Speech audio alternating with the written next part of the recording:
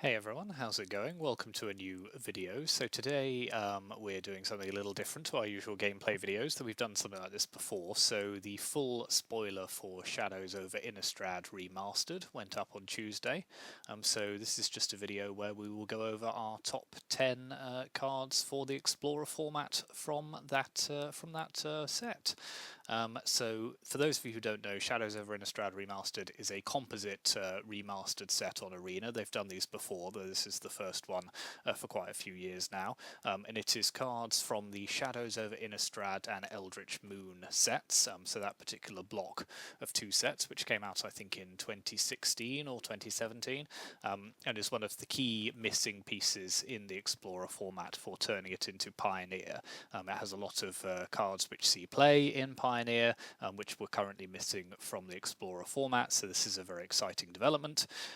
So we're just going to go through some of those cards today and talk through what I think are going to be the cards that have the biggest effect on the format, or ones which I'm just particularly excited to play. You know, this will be a mix of cards that are powerful in Pioneer and so should be powerful in Explorer, but also some of my own personal favourites from that era of Magic.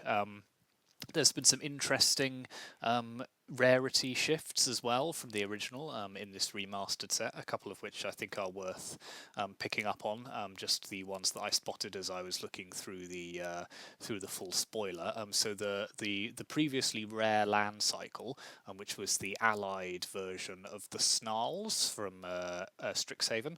For those of you who remember, that had 5 rare lands that were dual coloured and said it came into play untapped if you revealed from your hand either of the land types that it covered. So for the black-green one, it came into play untapped if you revealed a swamp or a forest. So Shadows over Innistrad had the ally colours pairings of those. So the white-blue one, the blue-black one, the red-black one, the red-green one, and the green-white one.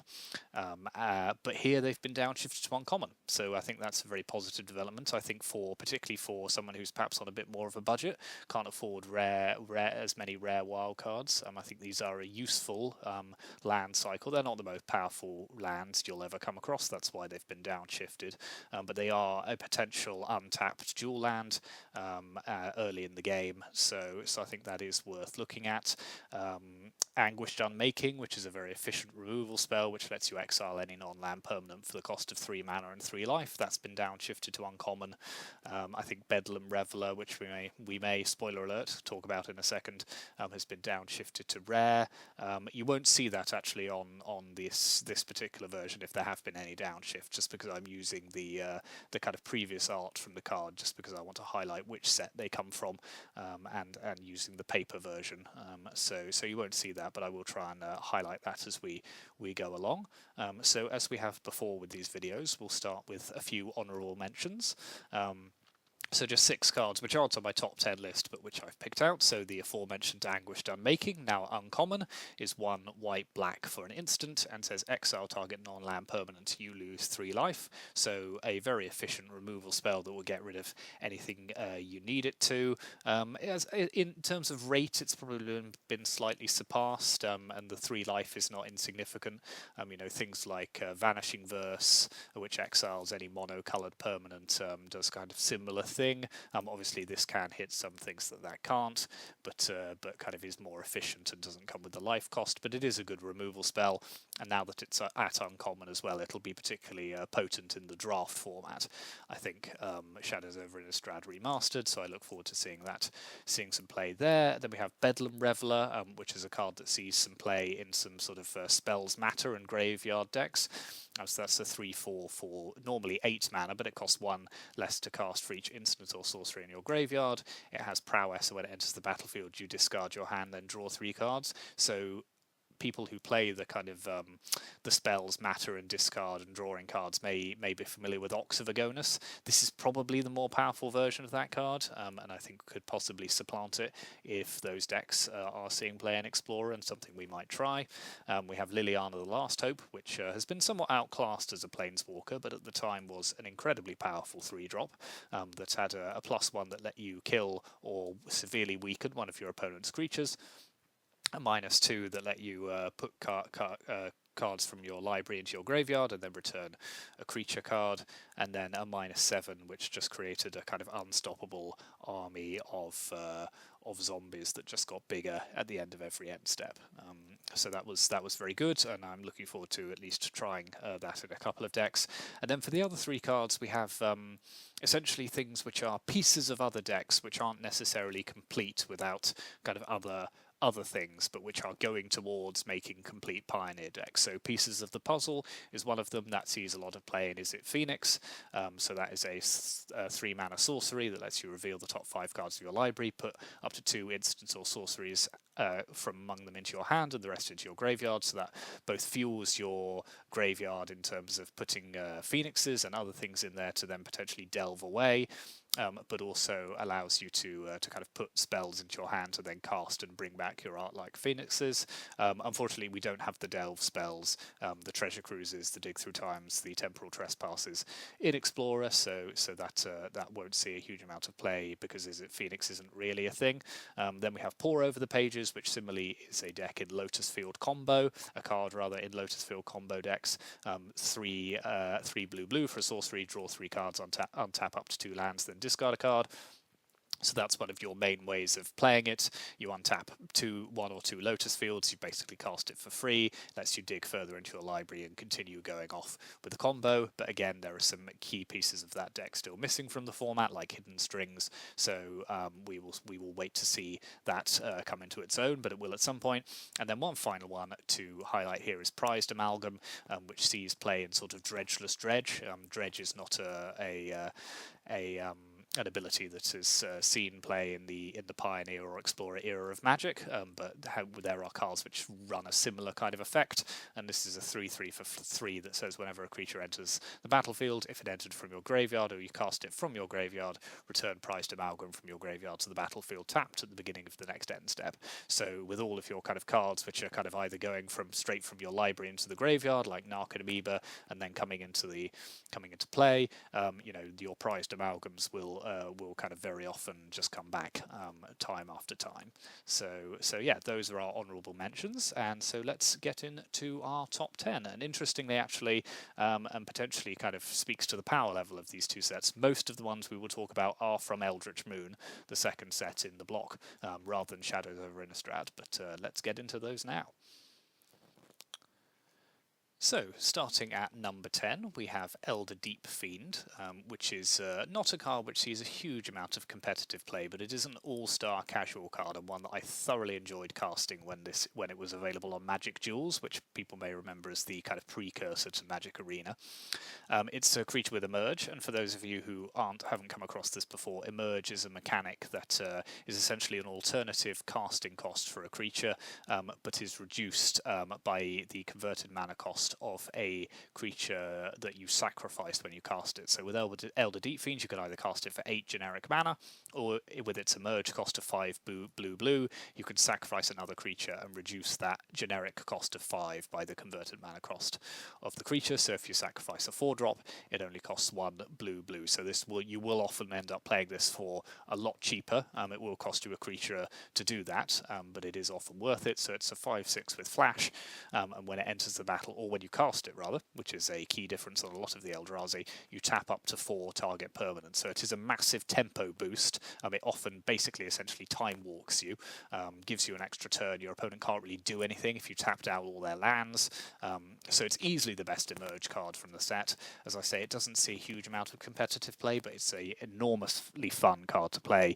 You massively blow your opponents out because you can often tap down all of their relevant threats. You've flashed in a 5/6 and suddenly you're attacking with a huge beater on your next turn. So yes, that is a very exciting card that I'm looking forward to playing, even though it's not necessarily one of the kind of competitive all-stars.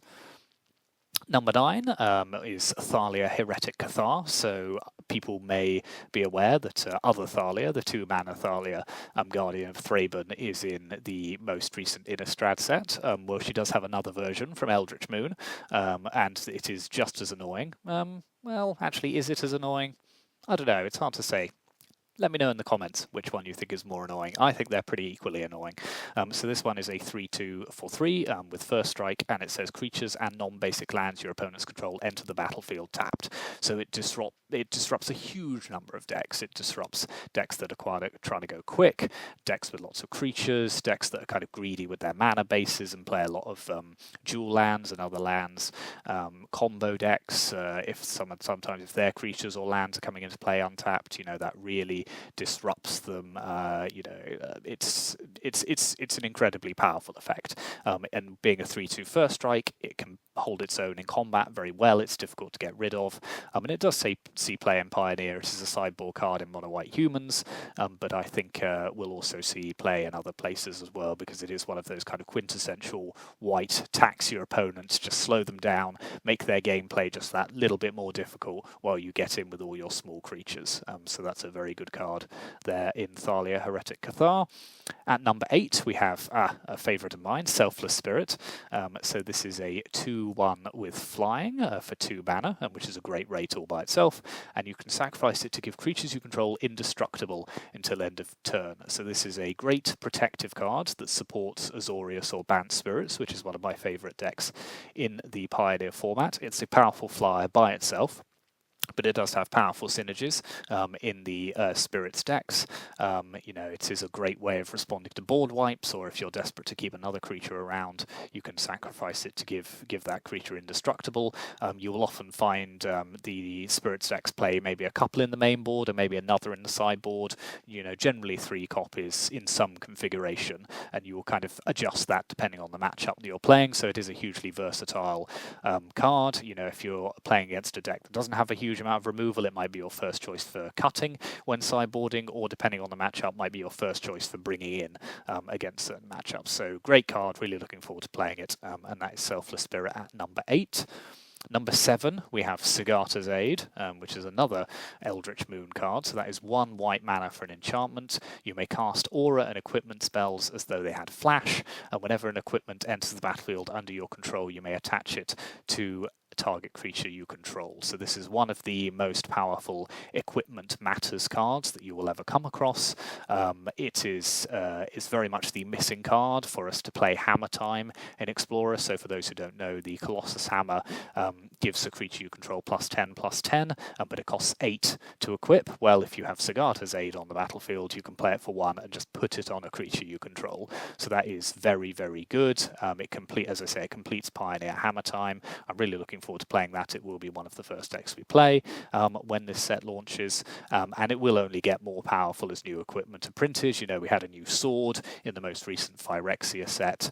There's just lots going on here. I'm looking forward to playing with it. I think I'm going to lose to it a lot. It does create a potential to a turn 2 win in the format, that is easy to disrupt, so don't worry, I don't think it's going to break anything, because it hasn't broken anything in Pioneer, but it's fun, it's powerful, and I do really enjoy kind of equipment matters, because I think it's a really interesting deck that you don't necessarily see a lot of. So we'll be interested to see what Hammer Time can do in this particular format. So moving on to number 6, we have Gaia Reach Sanitarium, another card from Eldritch Moon, which is a legendary land that says tap to add a colourless mana, and you can pay 2 and tap it, and says each player draws a card and discards a card. Now you may think, that's kind of okay.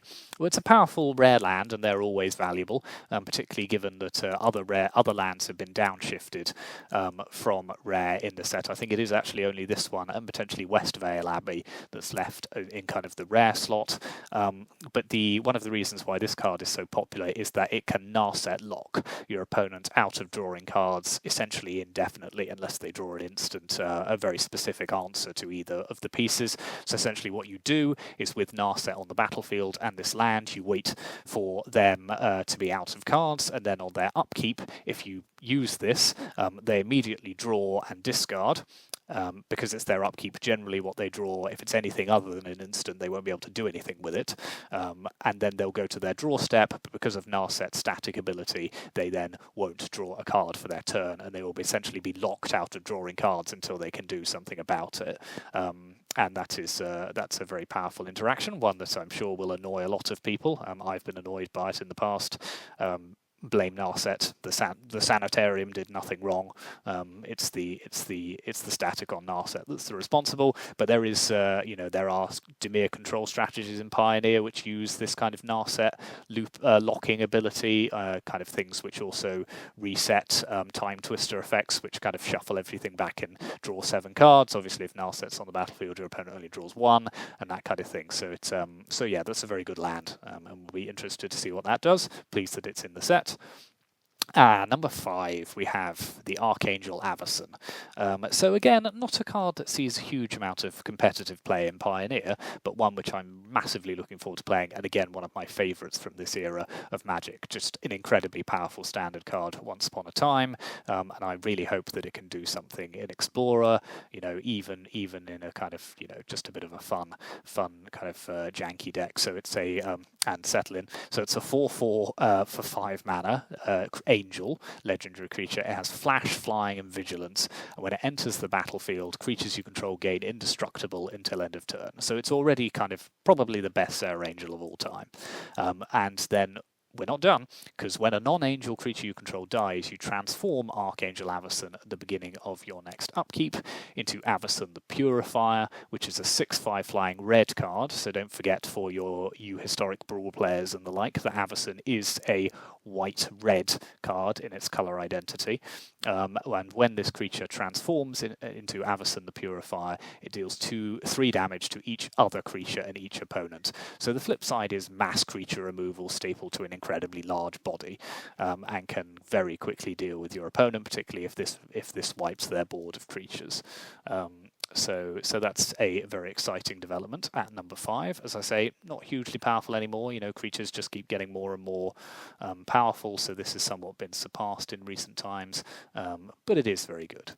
So we will see how that goes on in the format. Then at number 4, we have Eldritch Evolution, which is a 3-mana sorcery, and it says, as an additional cost to cast Eldritch Evolution, sacrifice a creature, and you can search your library for a creature card with a converted mana cost X or less, where X is 2, plus the sacrifice creature's converted mana cost, and put that card onto the battlefield, then shuffle your library, exile Eldritch Evolution. So this is essentially a fixed one-time birthing pod effect, and can form a key piece of creature-based combo deck. So if you're looking for very specific pieces to complete your combo, it's very much kind of the Vanifar style effect. You sacrifice a creature, you go looking for exactly what you need. It's not tier 1 in Pioneer at the moment, but it is a staple of many experimental decks in these kind of formats, from kind of Pioneer to Modern and all of the rest of it. So it's going to be an interesting one to brew around and kind of see what combos that currently exist can perhaps potentially be made stronger by Eldritch Evolution, and perhaps new ones that may appear as a result. So that's another card from Eldritch Moon. As I say, there's a theme here of where in the block these cards are coming from. Number 3. Okay. Emrakul the Promised End. Now, this is an interesting one. One of the key character cards from the set, and one which I can imagine posed a unique coding challenge for the Arena team, which is probably one of the reasons why it's taken quite so long to get it on there. So this is a 13/13 for 13 mana. It is a legendary Eldrazi. It costs 1 less to cast for each card type among cards in your graveyard. So when this was in Standard, you were often seeing it coming out for 6-7 mana. And when you cast Emrakul, you gain control of target opponent during that player's next turn. After that turn, that player takes an extra turn, and then it's flying, trample, and protection from instants. So it's a Mindslaver effect. Will almost always end the game, but I'm interested to see how this is going to work in Arena. How are they actually going to make that work? Will you kind of flip perspectives and play your opponent? Will you just be able to see their hand and kind of drag things from it?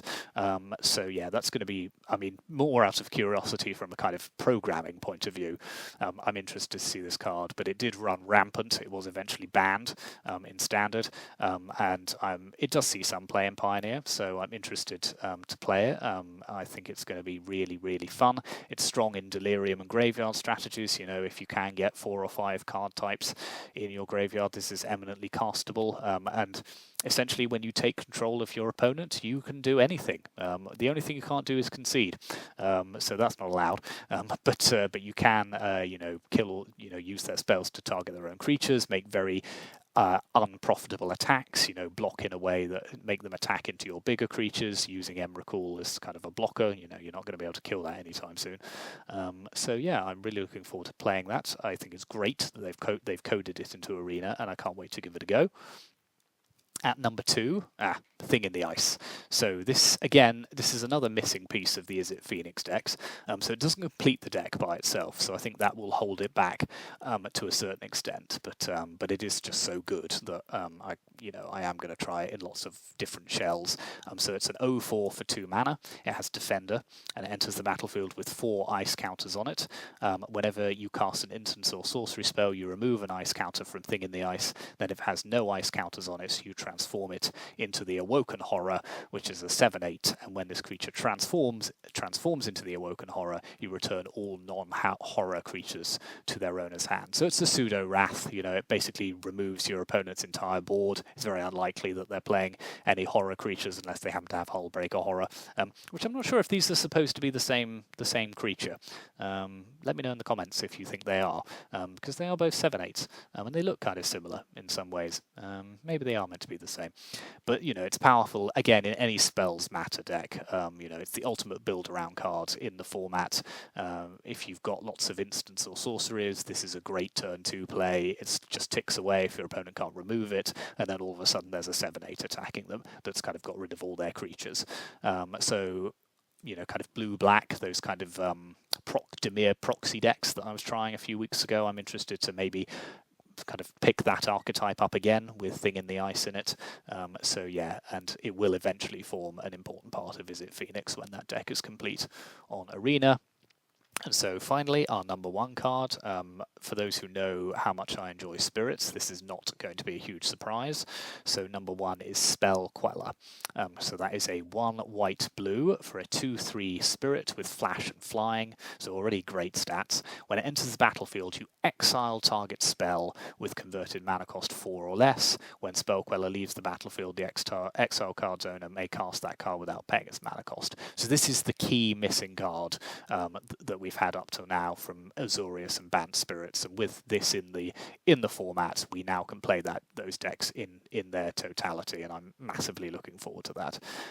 So this is an enormous tempo advantage. You know, you flash in, you basically stop your opponent doing whatever it is they're doing, and then you're immediately on the next turn attacking with a 2/3 flyer and whatever other creatures you have. If you have collected companying into this to stop what they're doing is incredibly powerful, because you're probably getting 2 creatures as well as that tempo advantage. As a kind of aside, it is one of the few cards that can counter, in inverted commas, Supreme Verdict, and deals with that as a mass removal effect, because it does not counter the spell, it exiles it, and that is a very important distinction that allows it to stop cards like Supreme Verdict. So yeah, Bant Spirits will be the first deck we play when Shadows Over Innistrad Remastered launches. It is my favourite card from the block. Spell Queller, I'm very excited that this has come to Arena, and yeah, it's going to be great. So that is our top 10, a bit of a whirlwind tour, but I like to keep these videos relatively short so that people can just get a flavour of what's coming. It's a very exciting addition to Explorer, and I can't wait to try out a few things. And maybe, you know, we'll give the limited format a go as well, because I'm interested to see how they've kind of made 2 sets smushed together into an interesting limited format, and they're kind of putting other cards from Innistrad's history in there, sort of powerful things like Snapcaster Mage. So yeah, that's going to be fun. It's going to be super interesting. But yeah, that is the video. Let me know in the comments if you disagree, you like any of the choices I've made, made, you think I've missed something out, you're looking forward, your favourite card is maybe something else, you're looking forward any kind of archetypes, you're looking forward to trying new decks. And yeah, as always, please like, comment, subscribe. These top 10 videos always seem to do quite well, so if you're new to the channel, please do drop us a subscription and take a look at some of our gameplay videos as well. You know, we do a lot of Explorer content, which is only getting more and more exciting as the format moves closer to Pioneer. So thank you very much for watching, and I will see you again soon.